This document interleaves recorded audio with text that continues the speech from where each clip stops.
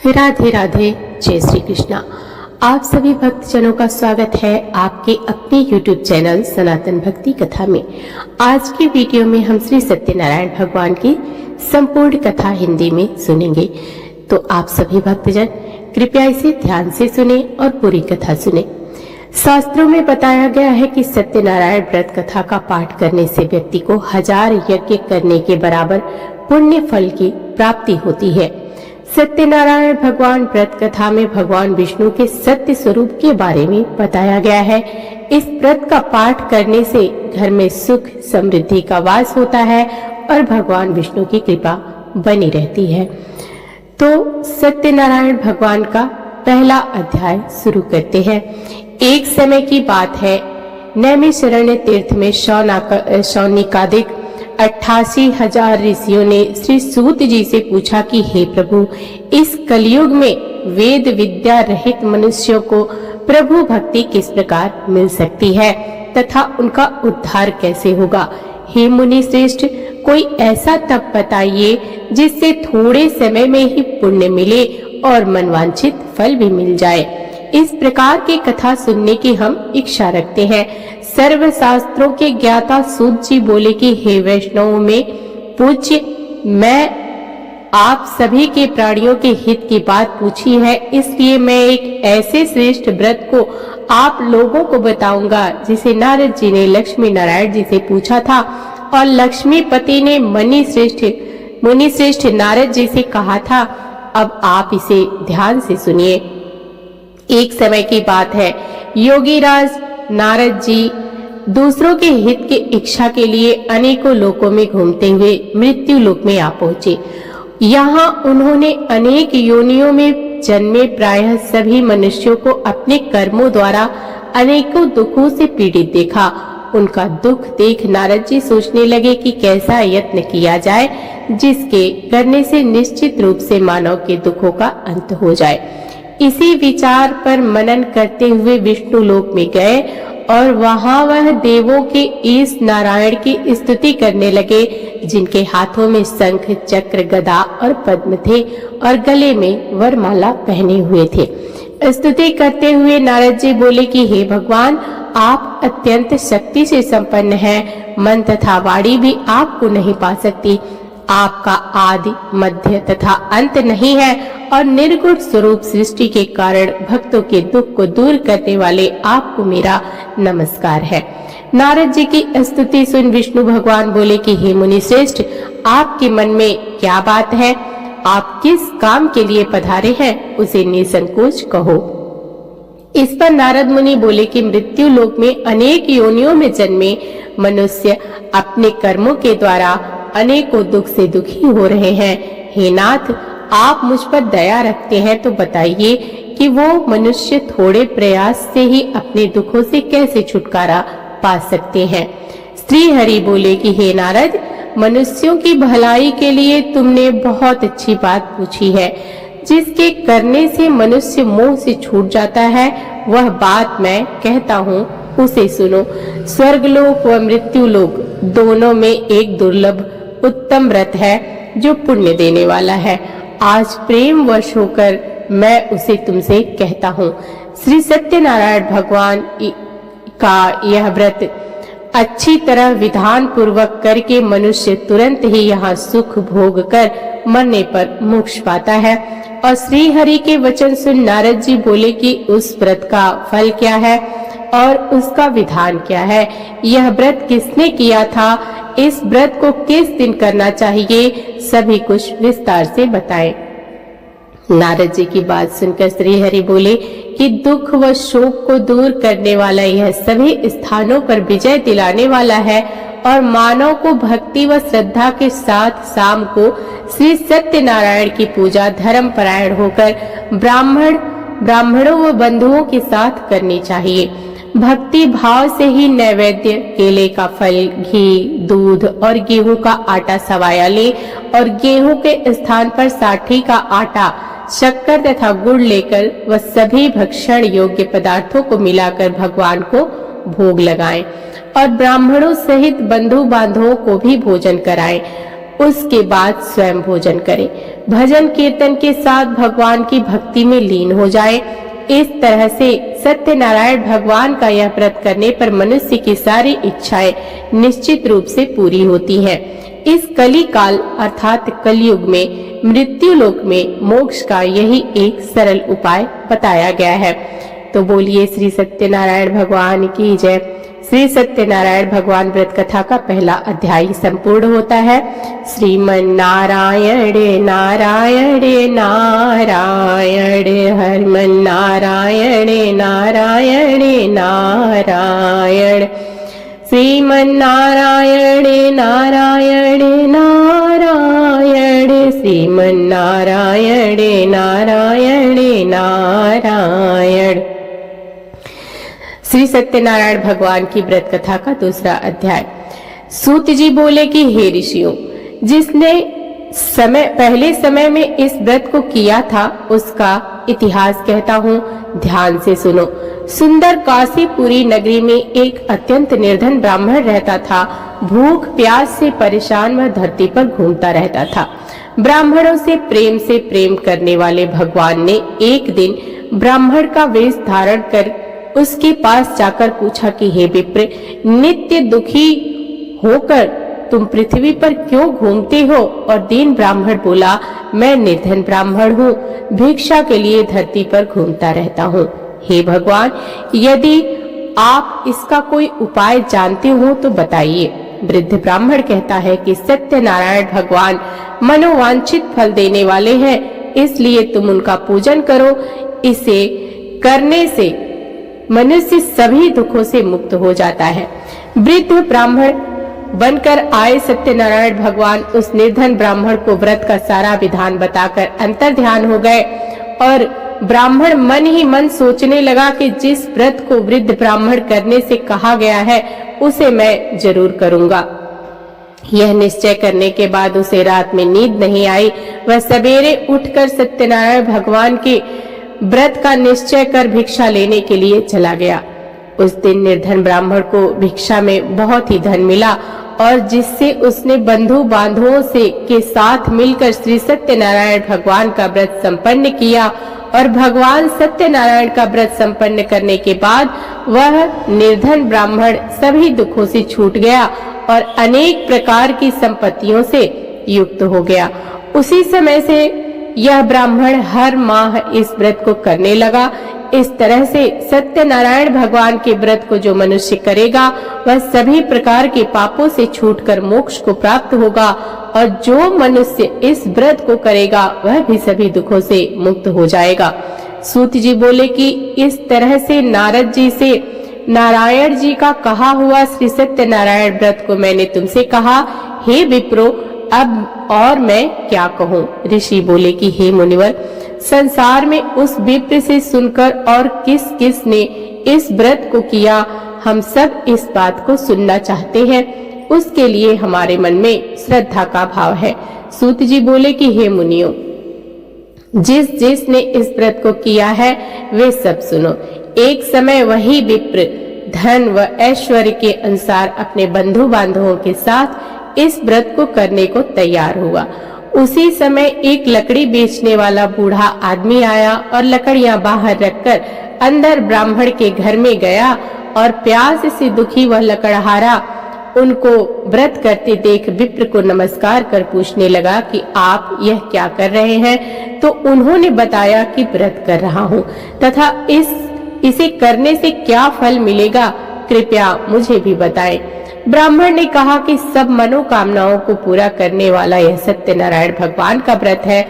इनकी कृपा से ही मेरे घर में धन धान्य आदि की वृद्धि हुई है।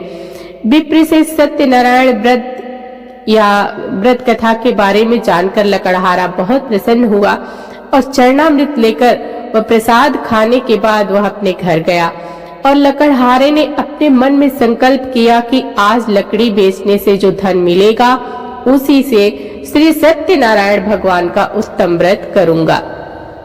मन में इस विचार को ले बूढ़ा आदमी सिर पर लकड़ियां रखकर उस नगर में बेचने गया जहां धनी लोग ज्यादा रहते थे।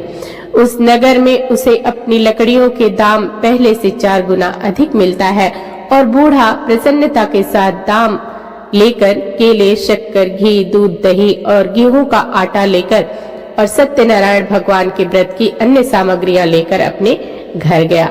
वहां उसने अपने बंधु बांधवों को बुलाकर विधि विधान से श्री सत्यनारायण भगवान का पूजन और व्रत किया। इस व्रत के प्रभाव से बूढ़ा लकड़हारा धन पुत्र आदि से युक्त होकर संसार के समस्त सुख को भोग अंतकाल में बैकुंठ धाम चला गया। तो श्री सत्यनारायण व्रत कथा का दूसरा अध्याय संपूर्ण हुआ। बोलिए श्री सत्यनारायण भगवान की जय। श्रीमन नारायण नारायण नारायण, भजमन नारायण नारायण नारायण, श्रीमन नारायण नारायण नारायण, भजमन नारायण नारायण नारायण। बोलिए श्री सत्यनारायण भगवान की जय। सत्यनारायण भगवान की व्रत कथा का तीसरा अध्याय शुरू करते हैं। सूत जी बोले कि हे श्रेष्ठ मुनियों, अब आगे की कथा कहता हूँ।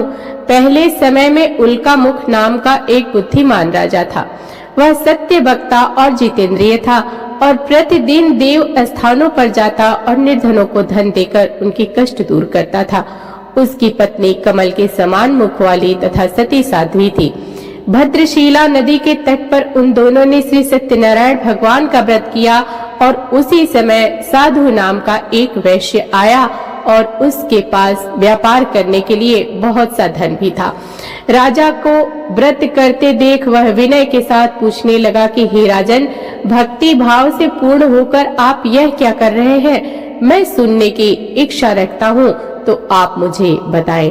राजा बोला कि हे साधु, अपने बंधु बांधवों के साथ पुत्र आदि की प्राप्ति के लिए महाशक्तिमान श्री सत्यनारायण भगवान का व्रत व पूजन कर रहा हूँ। राजा के वचन सुन साधु आदर से बोला कि हे राजन, मुझे इस व्रत का सारा विधान कहिए। आपके कथना अनुसार मैं भी इस व्रत को करूंगा। मेरी भी संतान नहीं है और इस व्रत को करने से निश्चित रूप से मुझे संतान की प्राप्ति होगी। राजा से व्रत का सारा विधान सुन व्यापार से निवृत्त हो वह अपने घर गया और साधु वैश्य ने अपनी पत्नी को संतान देने वाले इस व्रत का वर्णन कह सुनाया और कहा कि जब मेरी संतान होगी तब मैं इस व्रत को करूंगा। साधु ने इस तरह के वचन अपनी पत्नी लीलावती से कहे। एक दिन लीलावती पति के साथ आनंदित होकर सांसारिक धर्म में प्रवृत्त होकर और सत्यनारायण भगवान की कृपा से गर्भवती हो गई और 10वें महीने उसके गर्भ से एक सुंदर कन्या ने जन्म लिया। दिनों दिन वह ऐसे बढ़ने लगी जैसे कि शुक्ल पक्ष का चंद्रमा बढ़ता है और माता पिता ने अपनी कन्या का नाम कलावती रखा। एक दिन लीलावती ने मीठे शब्दों में अपने पति को याद दिलाया कि आपने श्री सत्यनारायण भगवान के जिस व्रत को करने का संकल्प लिया था उसके करने का अब समय आ गया है। आप इस व्रत को करिए। साधु बोला कि हे प्रिय, इस व्रत को मैं उसके विवाह पर करूंगा। और इस प्रकार अपनी पत्नी को आश्वासन देकर वह नगर को चला गया।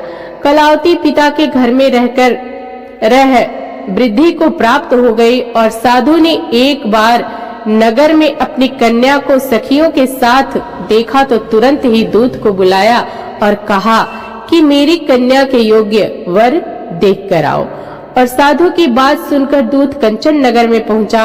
वहां देखभाल कर लड़की के सुयोग्य वणिक पुत्र को ले आया और सुयोग्य लड़की को देखकर साधु ने बंधु बांधवों को बुलाकर अपनी पुत्री का विवाह कर दिया। और लेकिन दुर्भाग्य की बात ये कि साधु ने अभी भी श्री सत्यनारायण भगवान का व्रत नहीं किया। इस पर श्री भगवान क्रोधित हो गए और श्राप दिया कि साधु को अत्यधिक दुख मिले। अपने कार्य में कुशल साधु बनिया जमाई को लेकर समुद्र के पास स्थित होकर रत्ना सारपुर नगर में गया और वहां जाकर दामाद ससुर दोनों ने मिलकर चंद्रकेतु राजा के नगर में व्यापार करने लगे। एक दिन भगवान सत्यनारायण की माया से एक चोर राजा का धन चुराकर भाग रहा था। उसने राजा के सिपाहियों को अपना पीछा करते देख चुराया हुआ धन वहां रख दिया जहां साधु अपने जमाई के साथ ठहरा हुआ था। राजा के सिपाहियों ने साधु वैश्य के पास जाकर धन पड़ा देखा तो वह ससुर जमाई दोनों को बांधकर और प्रसन्नता से राजा के पास ले गए और कहा कि उन दोनों चोरों को हम पकड़ लाए हैं, आप आगे की कार्रवाई की आज्ञा दे। राजा की आज्ञा से उन दोनों को कठिन कारावास में डाल दिया गया और उनका सारा धन भी उनसे छीन लिया गया। श्री सत्यनारायण भगवान के श्राप से साधु की पत्नी भी बहुत दुखी हुई और घर में जो धन रखा था उसे चोर चुरा ले गए। शारीरिक तथा मानसिक पीड़ा व भूख प्यास से अति दुखी हुई हो अन्न की चिंता में कलावती के ब्राह्मण के घर गई और वहां उसने श्री सत्यनारायण भगवान का व्रत होते देखा। फिर कथा सुनी व प्रसाद ग्रहण कर वह रात को घर वापस आई और माता कलावती से पूछा कि हे पुत्री, अब तक तुम कहाँ थी, तेरे मन में क्या है? कलावती ने अपनी माता से कहा कि हे माता, मैंने एक ब्राह्मण के घर में श्री सत्यनारायण भगवान का व्रत को देखा है। कन्या के वचन सुन लीलावती जो थी वो भगवान के पूजन की तैयारी करने लगी और लीलावती ने परिवार व बंधुओं सहित श्री सत्यनारायण भगवान का पूजन किया और उनसे वर मांगा कि मेरे पति तथा जमाई शीघ्र आ जाएं। साथ ही यह भी प्रार्थना की कि हम सबका अपराध क्षमा करें।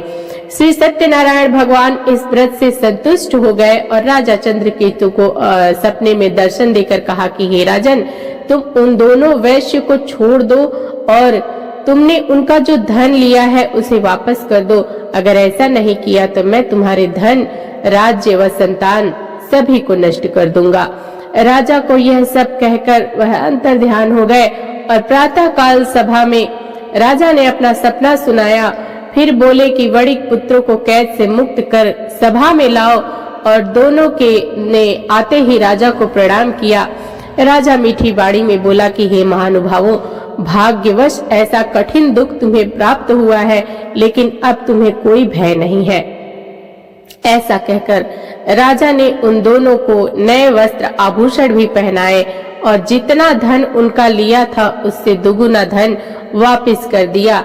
दोनों वैश्य अपने घर को चल दिए। तो श्री सत्यनारायण व्रत कथा का तीसरा अध्याय यहीं पर संपूर्ण हुआ। बोलिए श्री सत्यनारायण भगवान की जय।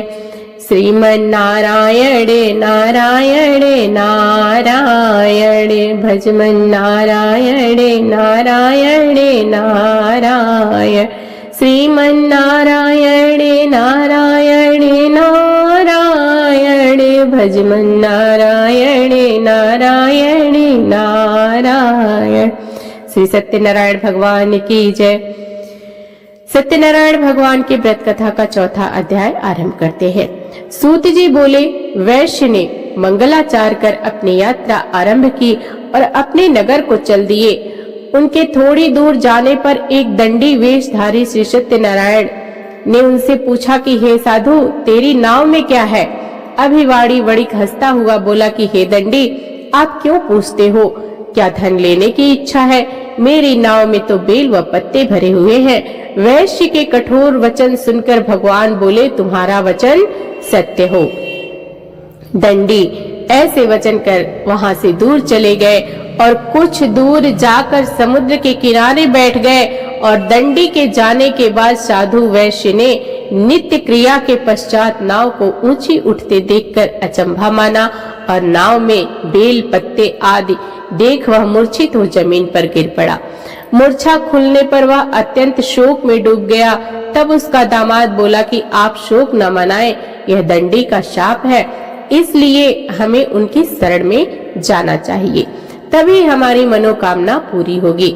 दामाद की बात सुनकर वह दंडी के पास पहुंचा और अत्यंत भक्ति भाव नमस्कार करके बोला कि मैंने आपसे जो जो असत्य वचन कहे थे उनके लिए मुझे क्षमा कर दे। ऐसा कहकर महान शोकातुर होकर वह रोने लगा। तब दंडी भगवान बोले कि हे वणिक पुत्र, मेरी आज्ञा से बार बार तुम्हें दुख प्राप्त हुआ है, तो मेरी पूजा से विमुख हुआ। साधु बोला, हे भगवान, आपकी माया से ब्रह्मा आदि देवता भी आपके रूप को नहीं जानते, तब मैं अज्ञानी कैसे जान सकता हूँ। आप प्रसन्न होइए, अब मैं सामर्थ्य के अनुसार आपकी पूजा करूँगा और मेरी रक्षा करो और पहले के समान नौका में धन भर दो। साधु वैश्य के भक्ति पूर्व वचन सुनकर भगवान प्रसन्न हो गए और उनकी इच्छा अनुसार वरदान देकर अंतर ध्यान हो गए। और ससुर जमाई जब नाव पर आए तो नाव धन से भरी हुई थी और फिर वहीं अपने अन्य साथियों के साथ सत्यनारायण भगवान का पूजन कर वह अपने नगर को चल दिए। जब नगर के नजदीक पहुंचे तो दूत को घर पर खबर करने के लिए भेज दिया और दूत साधु की पत्नी को प्रणाम कर कहता है कि मालिक अपने दामाद सहित नगर के निकट आ गए हैं। दूत की बात सुन साधु की पत्नी लीलावती ने बड़े हर्ष के साथ सत्यनारायण भगवान का पूजन कर अपनी पुत्री कलावती से कहा कि मैं अपने पति के दर्शन को जाती हूँ, तो कार्य पूर्ण कर और शीघ्र आ जाना। माता के ऐसा वचन सुनकर कलावती जल्दी से प्रसाद छोड़कर अपने पति के पास चली गई और प्रसाद की अवज्ञा के कारण श्री सत्यनारायण भगवान रुष्ट हो गए और नाव सहित उसके पति को पानी में डुबो दिया। कलावती अपने पति को वहां ना पाकर रोती हुई जमीन पर गिर पड़ी और नौका को डूबा हुआ देखकर कन्या को रोता देखकर और साधु दुखी होकर बोला कि हे प्रभु, मुझसे तथा मेरे परिवार से जो भूल हुई है उसे क्षमा करें। और साधु के दीन वचन सुनकर श्री सत्यनारायण भगवान प्रसन्न हो गए और आकाशवाणी हुई कि हे साधु, तेरी कन्या मेरे प्रसाद को छोड़कर आई है, इसलिए उसका पति अदृश्य हो गया है। यदि वह घर जाकर प्रसाद खाकर लौटती है तो इसका पति अवश्य मिलेगा। ऐसी आकाशवाणी सुनकर कलावती घर पहुंचकर प्रसाद खाती है और फिर आकर अपने पति का दर्शन करती है। उसके बाद साधु अपने बंधु बांधवों सहित श्री सत्यनारायण भगवान का विधि विधान से पूजन करता है। इस लोक का सुख भोग कर वह अंत में स्वर्ग को जाता है। तो श्री सत्यनारायण भगवान की कथा का चौथा अध्याय यहीं पर संपूर्ण हुआ। बोलिए श्री सत्यनारायण भगवान की जय। श्रीमन नारायण नारायण नारायण, भजमन नारायण नारायण नारायण, श्रीमन नारायण नारायण नारायण, भजमन नारायण नारायण नारायण। बोलिए श्री सत्यनारायण भगवान की जय। सत्यनारायण भगवान की व्रत कथा का 5वां अध्याय शुरू करते हैं। सूत जी बोले कि हे ऋषियों, मैं और भी एक कथा सुनाता हूँ, उसे भी ध्यान पूर्वक सुनो। प्रजा पालन में लीन तुंगध्वज नामक का एक राजा था और उसने भी भगवान का प्रसाद त्याग कर बहुत ही दुख सहन किया। एक बार वन में जाकर वन्य पशुओं को मारकर वह बड़ के पेड़ के नीचे आया। वहां उसने ग्वालों को भक्ति भाव से अपने बंधुओं सहित श्री सत्यनारायण भगवान का पूजन करते देखा। अभिमानवश राजा ने उन्हें देखकर भी पूजा स्थान में नहीं गया और ना ही उसने भगवान को नमस्कार किया। और ग्वालों ने राजा को प्रसाद दिया, लेकिन वह प्रसाद नहीं खाया और प्रसाद को वहीं छोड़ वह अपने नगर को चला गया। जब वह नगर में पहुंचा तो वहां सब कुछ तहस नहस हुआ पाया, तो वह शीघ्र ही समझ गया कि यह सब भगवान ने किया है। वह दोबारा ग्वालों के पास पहुंचा और विधि पूर्वक पूजा करके प्रसाद खाया तो श्री सत्यनारायण भगवान की कृपा से सब कुछ पहले जैसा हो गया। दीर्घ काल तक सुख भोगने के बाद मरणोपरांत उसे स्वर्ग लोक की प्राप्ति हुई। जो मनुष्य परम दुर्लभ इस व्रत को करेगा तो भगवान श्री सत्यनारायण की अनुकंपा से उसे धन धान्य की प्राप्ति होगी। और जो निर्धन धनी हो जाता है और भय मुक्त और जीवन जीता है, संतानहीन मनुष्यों को संतान सुख मिलता है और सारे मनोरथ पूर्ण होने की मानो अंत काल में बैकुंठ धाम को जाता है। सूत जी बोले, जिन्होंने पहले इस व्रत को किया है, अब उनके दूसरे जन्म की कथा कहता हूँ। वृद्ध शतानंद ब्राह्मण ने सुदामा का जन्म लेकर मोक्ष की प्राप्ति की और लकड़हारे ने अगले जन्म में निषाद बनकर मोक्ष प्राप्त किया उल्कामुख नाम का राजा दशरथ होकर वैकुंठ को गए और साधु नाम के वैश्य मोर ध्वज बनकर अपने पुत्र को आरे से चीरकर मोक्ष पाया और महाराज तुंगध्वज ने स्वयंभू होकर भगवान की भक्ति युक्त में और कर्म कर मोक्ष पाया। तो श्री सत्यनारायण भगवान का 5वां अध्याय यहीं पर संपूर्ण हुआ। बोलिए श्री सत्यनारायण भगवान की जय। श्रीमन्नारायण नारायण नारायण भजमन नारायण नारायण नारायण श्रीमन्नारायण नारायण नारायण भजमन नारायण नारायण नारायण। आइए श्री विष्णु जी की आरती करते हैं। ओम जय जगदीश हरे स्वामी जय जगदीश हरे। भक्त जनों के संकट छद जनों के संकट छड़े में दूर करे। ओम जय जगदीश हरे। जो ध्यावे फल पावे दुख बिन से मन का। स्वामी दुख बिन से मन का सुख संपत्ति घर आवे। कष्ट मिटे तन का। ओम जय जगदीश हरे। मात पिता तुम मेरे शरण गहूँ किसकी। स्वामी शरण गहूँ मैं किसकी। तुम बिन और न दूजा प्रभु बिन और न दूजा। आस करूं जिसकी। ओम जय जगदीश हरे।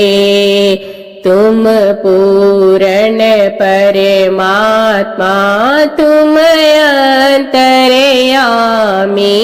स्वामी तुम अंतर्यामी। पार ब्रह्म परमेश्वर तुम सबके स्वामी। ओम जय जगदीश हरे। तुम करुणा के सागर तुम पालन करता। स्वामी तुम पालन करता।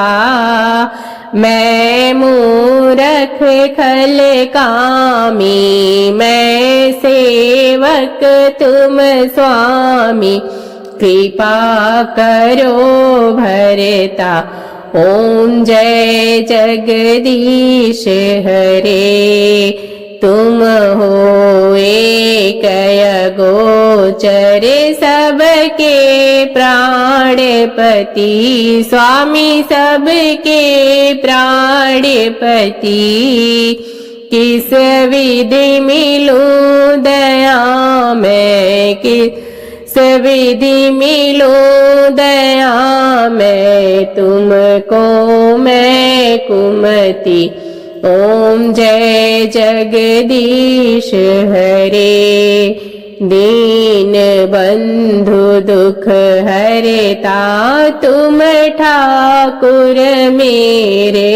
स्वामी तुम रक्षक मेरे।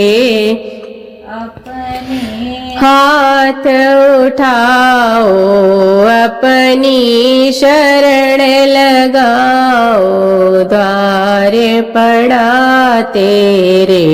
ओम जय जगदीश हरे। विषय विकार मिटाओ पाप हरो देवा। स्वामी पाप हरो देवा। श्रद्धा भक्ति बढ़ाओ संतन की सेवा। ओम जय जगदीश हरे। श्री जगदीश की आरती जो कोई नर गावे, स्वामी जो कोई हित गावे।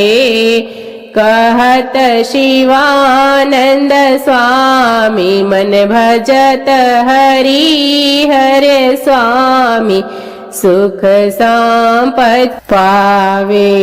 ओम जय जगदीश हरे। बोलिए श्री विष्णु भगवान की जय, माता लक्ष्मी की जय। तो आज की कथा यहीं पर संपूर्ण होती है। कथा आपको कैसी लगी कमेंट बॉक्स में जय श्री हरि अवश्य लिखिएगा और मिलते हैं अगली वीडियो में। तब तक के लिए जय श्री भगवान विष्णु की।